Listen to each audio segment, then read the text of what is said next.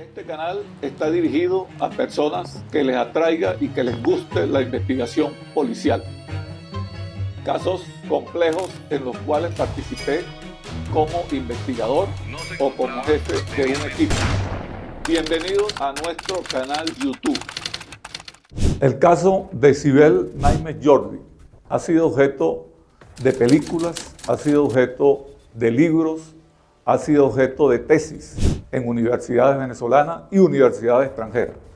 Pero nadie lo ha narrado como lo que va a suceder ahora, que fueron las personas que actuaron en el sitio del hecho, las personas que estuvimos en el lugar, las personas que la capturamos y las personas que allanamos su residencia ubicando todas las pruebas que posteriormente la condenaron a 30 años de prisión.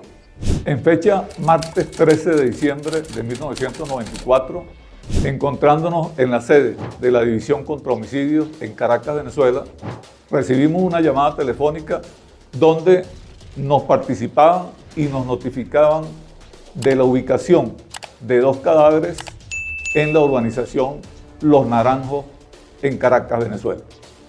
Los cadáveres se encontraban en el interior de una camioneta deportiva de alta gama y eran personas sumamente jóvenes.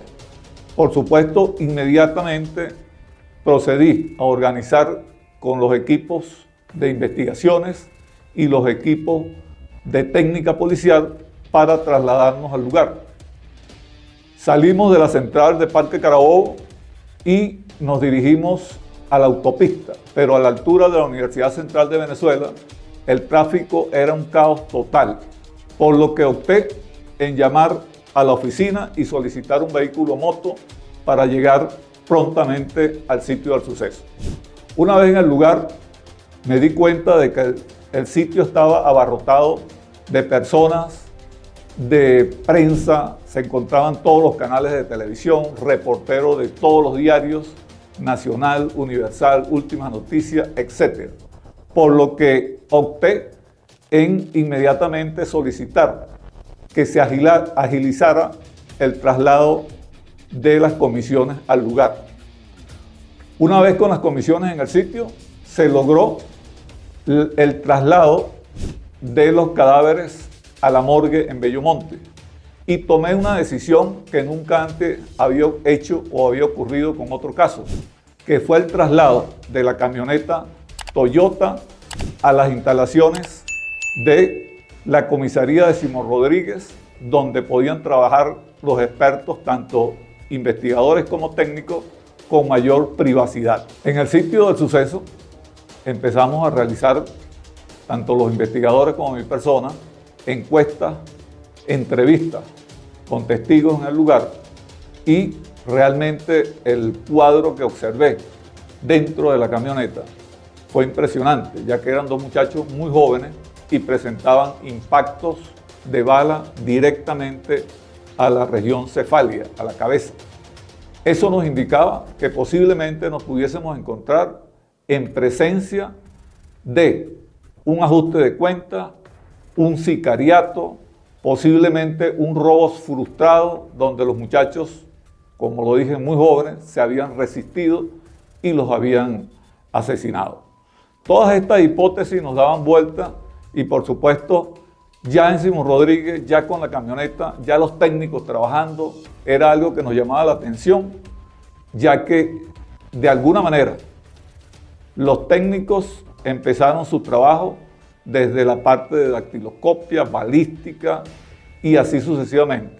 Pero me trasladé a la morgue a conocer las primeras impresiones de los médicos forenses. Y allí nos indicaron que sí, efectivamente eran disparos muy certeros a la cabeza y al empezar a realizar la autopsia de ambos cadáveres, yo abandoné la morgue y me dirigí a Simón Rodríguez para acompañar a los expertos en técnica y a los expertos investigadores que se encontraban evaluando la camioneta. La camioneta, como le dije, era una camioneta de alta gama, una camioneta muy de moda para ese entonces, para los muchachos jóvenes asistir a las playas, asistir a la montaña y de alguna manera Estando allí, recibí una llamada de uno de los investigadores que se quedó en la morgue de Bellomonte y me indicó: comisario, los cadáveres se les extrajo 2 proyectiles de calibre 7.65. Es una pistola sin lugar a dudas, me dijo el investigador. Lo cual se lo comuniqué a los expertos que estaban dentro de la camioneta. Los técnicos ubicaron un casquillo dentro de la camioneta, pero teníamos 2 disparos, lo cual nos indicaba que nos faltaba un segundo casquillo. Eso, por supuesto, dentro de los investigadores empezamos a sacar hipótesis, conclusiones, que nos encontrábamos primero ante un tirador muy experto, ya que había impactado directamente a los cadáveres con disparos certeros a la cabeza. Segundo, que había tenido una precaución en recoger uno de los casquillos. Quizás el casquillo que ubicaron los técnicos fue porque en el momento de huir se le extravió dentro de las alfombras, pero ordené que la camioneta debía ser totalmente en su interior desmantelada. Se desmontaron los asientos, se desmontaron las alfombras, quedó en el chasis completamente y no apareció el casquillo. Esto nos indicaba, por supuesto, que eran personas muy profesionales. Al llegar esa noche a la sede de la División contra Homicidios, nos reunimos los investigadores a escuchar hipótesis y realmente se mantenía que estábamos ante algo que no había ocurrido, por lo menos mientras estaba yo jefe de la división. Eso nos motivó a investigar más profundo a las 2 personas que aparecieron muertas, a los 2 muchachos jóvenes, a ver qué estaban haciendo, a qué se dedicaban, a revisar sus entradas y salidas del país, a ver si no estaban vinculados a un tráfico de drogas, a un tráfico de oro, a múltiples hipótesis para que hubiesen sido asesinados de esta manera tan cruel. Importante que para ese momento no había ocurrido un crimen en Caracas de esta magnitud. Nos comunicamos con nuestros homólogos, con la gente de Interpol Colombia, con la gente de la Policía Nacional en Colombia, a ver si tenían algún tipo de información vinculada con el caso, ya que regularmente los sicarios, los expertos son contratados de la vecina república para hacer trabajo en nuestro país. Otro dato importante que me manifestaron los expertos, que en la inspección de la camioneta se ubicó una huella dactilar parcial, la cual, ojo con esto, la cual no servía para identificar a ninguna persona, pero sí para individualizar. Me explico.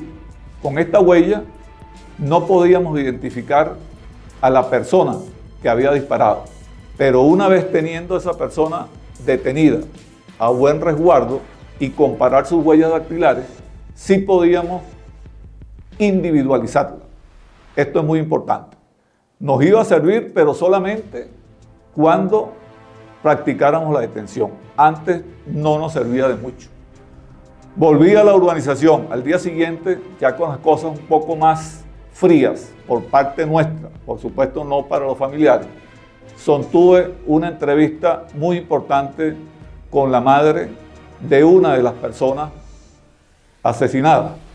Y ya a esta altura, por supuesto, para los investigadores, ambas personas las habíamos identificado como Miguel Tawil Musu, un muchacho abogado de 33 años de edad, y Juan Carlos González, un joven de 19 años. Este último, estudiante de la Universidad Santa María en la especialidad de farmacia. Y Miguel Tawil, como lo manifesté, un abogado, pero ambos se dedicaban a la venta de mascotas. Mascotas en el este de Caracas. Eso nos daba ya luces sobre cómo empezar a investigar el caso y hacia dónde dirigirlo. En la entrevista que sostuve con la madre de Miguel Tawil, para mí, todavía la considero la testigo clave de este caso, ya que ella nos indicó de que su hijo se dedicaba a la venta de mascotas desde hace muchos años, mascotas que traía de diferentes partes del mundo, de Estados Unidos, de Europa, y sus clientes eran personas muy conocidas tanto en la farándula como en las partes de artistas televisivos sobre todo. Empezamos a citar a toda esta gente. Los investigadores orientamos la batería a los clientes que había tenido en los últimos meses Miguel Tawil, y por ello pedimos una relación muy pormenorizada de sus cuentas. Para ello tenía una cuenta de cheques en el Banco Unión, por lo que pedimos inmediatamente la relación de los últimos 6 meses donde él había depositado o donde él había girado cheques a sus clientes. Con la relación de cheques empezaron a trabajar los investigadores. Se distribuyeron las tareas de la siguiente manera. Un grupo de investigadores se encargaba del movimiento migratorio, hacia dónde viajaban, otro hacia las cuentas, qué cheques habían recibido, qué depósitos habían realizado, qué dinero, cantidades habían depositado, por si se trataba de algún otro delito. En la entrevista sostenida con la madre de Miguel Tawil, una de las personas fallecidas, me indicó que su hijo estuvo esa mañana, quizás 1 hora y media, 2 horas antes de su muerte, en su residencia, y allí se presentó una muchacha muy joven con la finalidad de comprar unas mascotas. Ella me manifestó que esa muchacha había estado anteriormente en su residencia y había comprado un gato, y que vio la transacción y que su hijo incluso había confirmado vía telefónica el cheque que le entregó esta muchacha, que era un cheque del Banco Unión. Estos datos, por supuesto, nos llevaban por buen camino, ya que una de las últimas personas que se había presentado era esta persona, esta dama.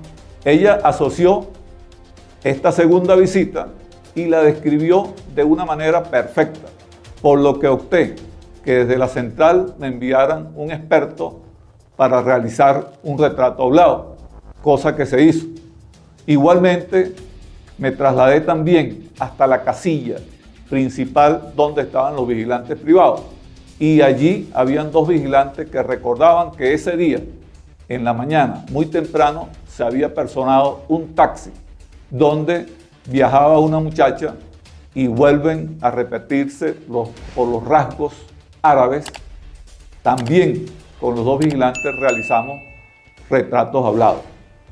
Ellos manifiestan que no dejaron entrar al taxi ya que no había autorización, pero la muchacha descendió del taxi y entró a la urbanización con la finalidad de dirigirse a la casa donde vendían las mascotas. Con estos datos, por supuesto, continuamos la investigación, mucho más alentados, ya que teníamos retratos hablados, teníamos un rastro muy parcial y teníamos un casquillo que podía ser comparado más adelante a la hora de que pudiésemos recuperar el arma de fuego. Transcurrida aproximadamente, ya estábamos a la altura del 23 de diciembre, próximos a la Nochebuena, y recibí en mi despacho, se hizo presente el director, comisario general Lazo Ricardi, y me indicó: Paruta, ¿cómo va el tema de cómo va la semifinal? Él era muy fanático de los Leones del Caracas y de alguna manera en ese momento estaban disputando, creo que era Caracas-Magallanes, si no me equivoco. Con la excusa del juego Caracas-Magallanes, me dijo: vamos a tomarnos un café a tu oficina. Pero cuando estábamos sentados me dijo: mira, estoy muy preocupado. El presidente Caldera me ha estado llamando en 2 oportunidades sobre el caso de los 2 muchachos que mataron en Los Naranjos. Yo necesito, por favor, que antes que finalice el año me resuelvas ese caso con tu gente. Eran palabras muy directas, eran palabras muy duras y, por supuesto, mucha presión en ellas. Por lo que el director, al abandonar las instalaciones, de la División contra Homicidios, me reuní con los funcionarios que estaban trabajando el caso. El jefe de la brigada, que era el inspector César Hernández, hoy lamentablemente fallecido, me dijo: comisario, lamentablemente no le puedo ofrecer o no le puedo garantizar que este caso se vaya a resolver este año y está muy difícil, no le tengo realmente nada garantizado. Entonces le dije: bueno, César, vamos a hacer una cosa, vamos a hacer una reunión esta tarde con todo tu equipo y allí vamos a ver qué solución buscamos, pero el caso se tiene que resolver. A lo mejor no este año, pero sí no debería pasar de la primera o segunda semana del año 95, enero 1995. El inspector se llevó su presión y por supuesto también la bajó a los funcionarios, a los investigadores que él tenía. Y esa tarde logramos reunirnos. Y lo primero que les dije fue: realmente vamos a trabajar a fondo. Ustedes solamente van a ir a su casa a cambiarse de ropa y si tienen que dormir, dormirán dentro de las instalaciones de la sede de homicidios. Eso, por supuesto, los funcionarios se vieron la cara, algunos arrugaron el ceño. ¿Por qué? Porque estábamos en diciembre. El día siguiente era prácticamente Nochebuena. El día siguiente todo el mundo quería disfrutar en su casa, con sus familiares, con sus hijos. Y a partir de ese momento no se permitía abandonar la sede a menos que salieran a la calle a hacer investigación. Realmente, como lo manifesté en un principio, estábamos en presencia de un caso difícil, ya que catalogábamos que había participado gente de un asesino a sueldo, un sicariato, un robo frustrado. Empezamos a monitorear a todos los informantes que teníamos en toda Caracas y no se filtraba absolutamente nada. Nadie sabía lo que había pasado con las dos personas muertas en Los Naranjos. Continuando con las investigaciones, de alguna manera los funcionarios que estaban encargados de seguir la relación de cheques depositados en la cuenta de Miguel Tawil Musso empezaron a citar a todas las personas que le habían entregado cheques o que le habían comprado mascotas. Allí empezaron a acudir a la sede central de Parque Carabobo una gran cantidad de artistas de televisión, artistas de telenovela, que no los vamos a nombrar porque no vienen al caso, pero continuaban. Realmente todo el mundo justificaba que habían sido transacciones perfectamente, no habían tenido problemas, lo catalogaban como un profesional y también a Juan Carlos González como gente, muchachos muy decentes, profesionales en su área, en la venta de mascotas. Y llegó el momento que dentro de toda esta investigación apareció un cheque por un monto de 20.000 bolívares que había sido depositado en la cuenta de Miguel Tawil, cercano a los primeros días del mes de noviembre de 1994. Este cheque pertenecía a una empresa ubicada en Plaza Venezuela. Los funcionarios que acudieron a esta empresa se entrevistaron con una secretaria que los atendió y ellos fueron preguntando por el presidente, por el director de la empresa y por el cheque, por supuesto, de 20.000 bolívares emitidos. La secretaria muy diligentemente llamó a su jefe y era un ciudadano de origen libanés de nombre Shawki Naime. Esta persona le fue pasado el teléfono al jefe de la comisión y él le dijo: no hay problema, ya yo averigüé ese cheque, no hay problema, era un cheque que me habían robado, pero si quieres vente a la casa y aquí te doy mayores detalles. Los funcionarios de la oficina de Plaza Venezuela se trasladaron a la residencia del doctor Shawki Naime y estando allí los invitó a pasar y les dijo: no, mira, no hay problema, fue un cheque que me quitaron, fue mi hija, ya yo averigüé todo, Entonces, no, yo no voy a denunciar, voy a retirar la denuncia. El cheque, de alguna manera, ella quería un gato y bueno, compró su gato y la llamó. Le dijo, Sibel, ven acá. Salió una muchacha de aproximadamente muy joven, de unos 18 años, y se veía que estaba o había sido golpeada en uno de sus ojos. Por supuesto, la muchacha duró pocos segundos y volvió al interior de uno de los cuartos. Los funcionarios que estaban en la entrevista se dieron cuenta que había algo extraño en el aspecto, en la relación padre-hija, y se despidieron del doctor dándole las gracias por la información que suministró sobre el cheque extraviado. A partir de ese momento, los funcionarios, cuando llegaron a la oficina, se dirigieron inmediatamente a una reunión conmigo y los noté bastante exaltados, bastante emocionados, y me dijeron, comisario, creo que estamos ya sobre una pista bastante cierta sobre el homicidio de los dos muchachos en Los Naranjos. Y les dije, ¿por qué? Me narraron todo lo anteriormente descrito. Con esta información la analizamos entre todos y yo tenía mucha sustancia, tenía forma, por lo que decidimos solicitar una orden de allanamiento a la residencia de la familia Naime. Al día siguiente, muy temprano, los acompañé hasta la residencia donde vivía el doctor Shauki Naime. Y me hice acompañar también por la comisaria, por la directora del laboratorio, que era la comisaria Daisy Cañizales, a fin de que ella nos apoyara en el allanamiento, a fin de buscar pruebas.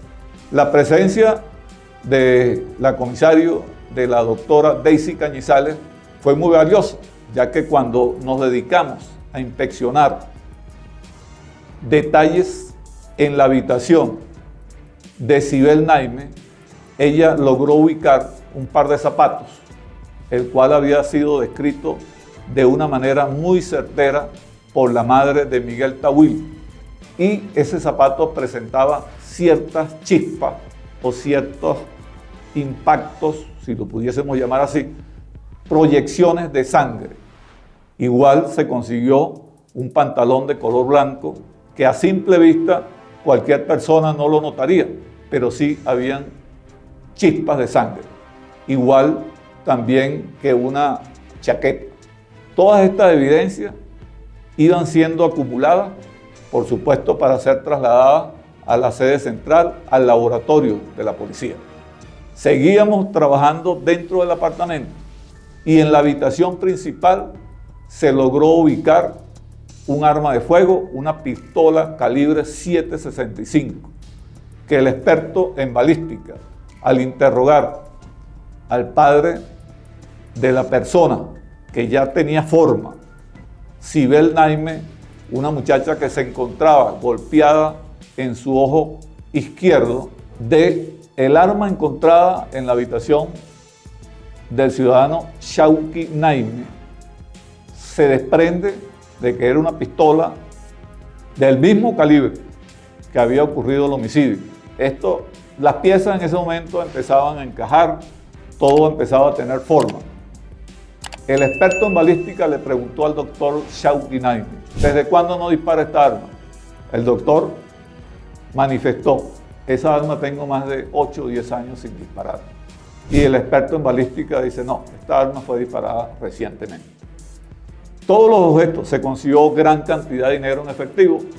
El doctor Shauki también, aparte de ser un médico muy prominente en Venezuela, en Caracas, también se dedicaba a la ganadería en el estado Anzoátegui y nos manifestó que ese dinero lo tenía en efectivo para comprar ciertas reses, cierto ganado.